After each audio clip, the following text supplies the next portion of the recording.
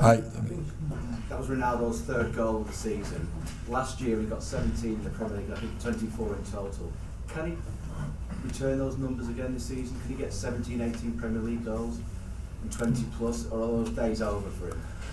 It's up to him, but I think when you collect all the chances he creates, the team creates for him in the last weeks, he was there, and you see he's still capable to get in the right positions, and I know he's capable to finish them. So it's possible, yeah. Rob. You've had some good results against teams that the big sides that wanted to attack you, but when you've got a team like West Ham who may defend a little bit deeper, do you think that your team are becoming used to that and are finding ways to break those times of the team down? Oh, we have seen today, but obviously Sunday there's a better quality. They defend even better. They are physical better. They are technical better. So that's going to be tough, and we have to be really good on the ball, be really dynamic, especially to find gaps. We are aware of that, and then you have to be good because they have good counters. So from there on, it was a good warm-up. But Sunday will be much more tougher. We are aware of that.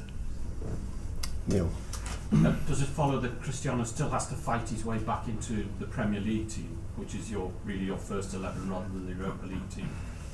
Yeah, I know that that some see like this, but I don't have a Europe team or I don't have a Premier League team. It's about I look to the opponent, what we need against such opponent. Now I have to focus me on Newcastle on West Ham United for Sunday, and then we will pick the team to start, but also to have plan B or plan C in the pocket to win that game, and that is what we need finally, to win games. And therefore we not only need 11 players, we need the whole squad. But that with Marcus up front and Bruno behind, with the two wide players, that has been working well for you. I think that worked well, but I think tonight with Cristiano and Marcus in the back, that worked well. That worked very well. I was happy that, and I must say also Donny came in the last part. He had also some good positions, and so in between the lines, and I think also that combination was good. Paul. You mentioned Donny there, Erik. How pleasing is it that he's back, and what do you want to see from him in the next few weeks? Yeah, he was long out, so I was happy to give him some minutes because you need that to get in the right form. But you have to work himself back. He's not even 1 week in training, same as Harry Maguire. So I was really happy to bring and Donny and Harry to give them minutes because we need him in the coming weeks. Could he play for you regularly if he keeps kind of applying himself properly? When you analyze the season so far, then if he was available, he should get his chance. Because we need goals, and I know Donny is real good in the position to score goals, but also is really good in defense transition. Erik, is Anthony Martial likely to play before the season's halted for the World Cup? Oh, I hope, but he's making progress. He's outside and he's working there, so he's on the pitch. So we are waiting for his step back in team training. And I know you don't want to look too far ahead, but is it safe to say that next year, given the situation with the attackers, that you will want a striker? I think at this moment we are not focusing on that. In this moment we have to work on to develop our team, develop our attacking department, our attacking game, and we have strikers and we have good ones. And now we are working on progress on that.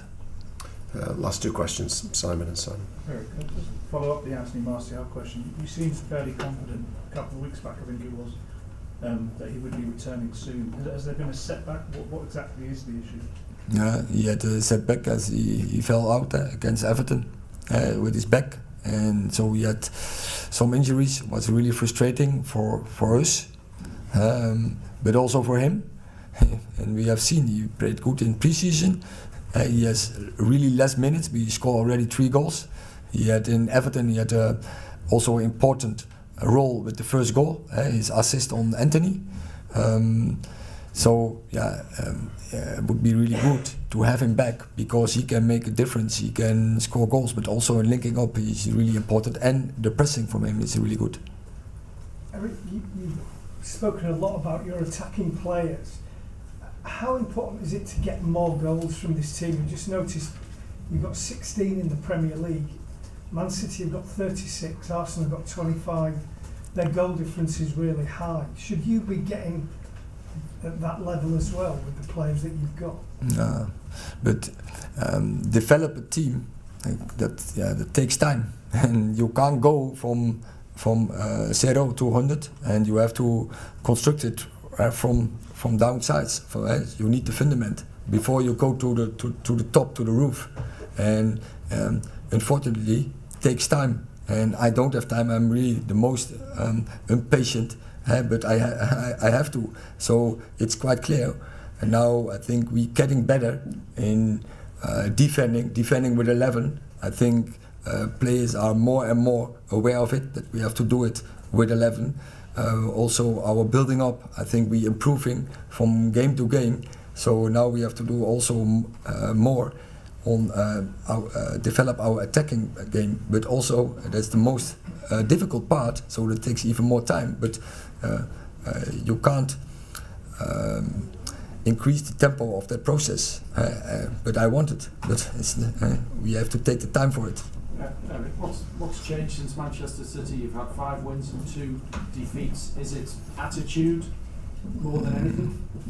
First, Man City is a really good team, but also we came out of an international break, and in that game, players just forgot our rules and our principles and our belief. And when you then play against City, and then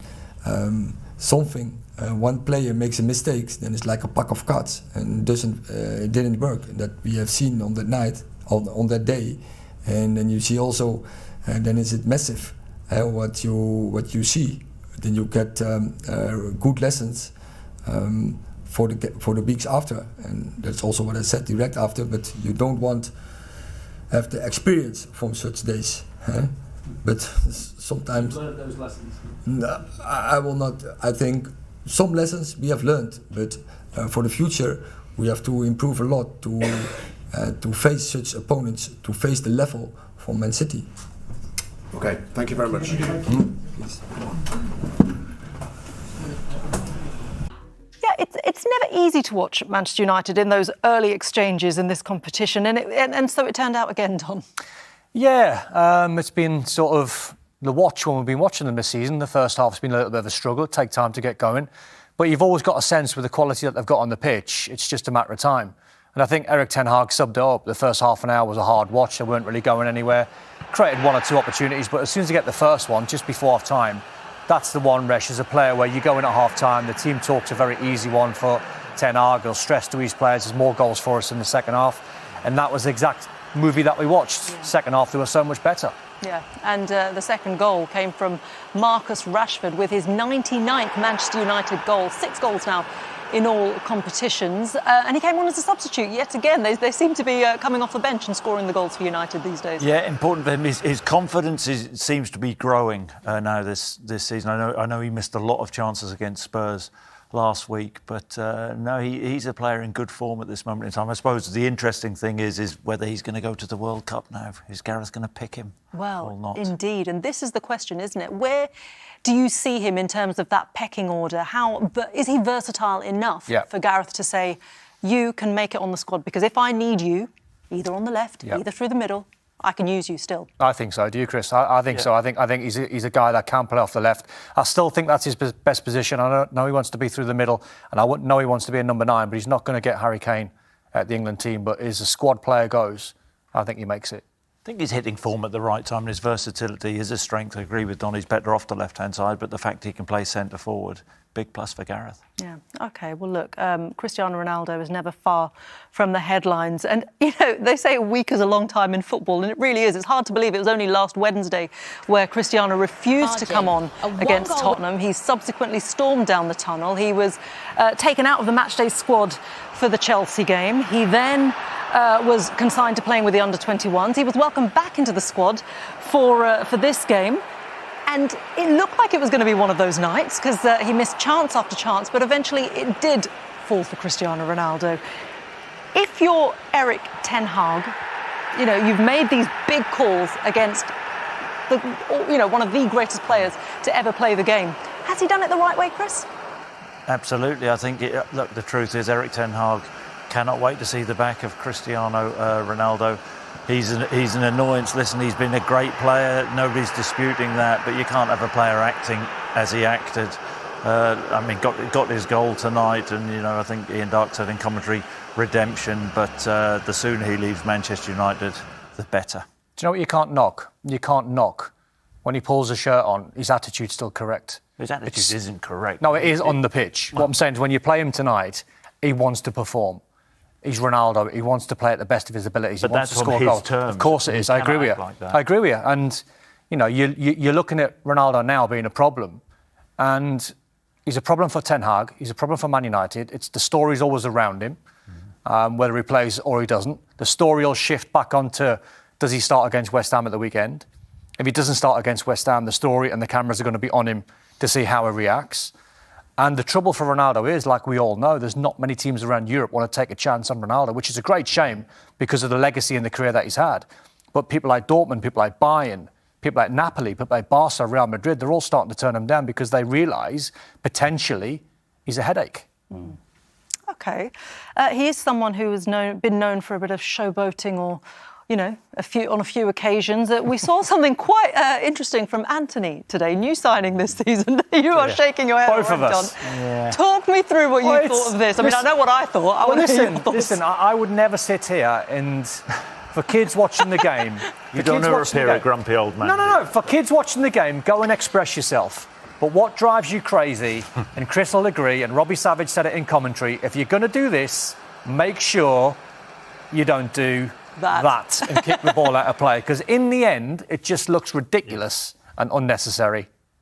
He's absolutely nailed it. It's okay being a show pony, but it's about the end product, and his pass was so poor. He's better than that. He is better than that. Yeah, he probably might watch that in regret actually later on. But I'm sure the young kids thought it was pretty cool. The first bit, anyway.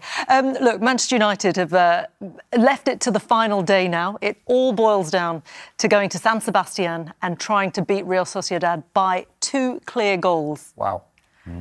It's quite a tall order. That's a daunting place to go to, isn't it, Dom? Well, it is. When you look at their form in this competition, you know, they're flawless.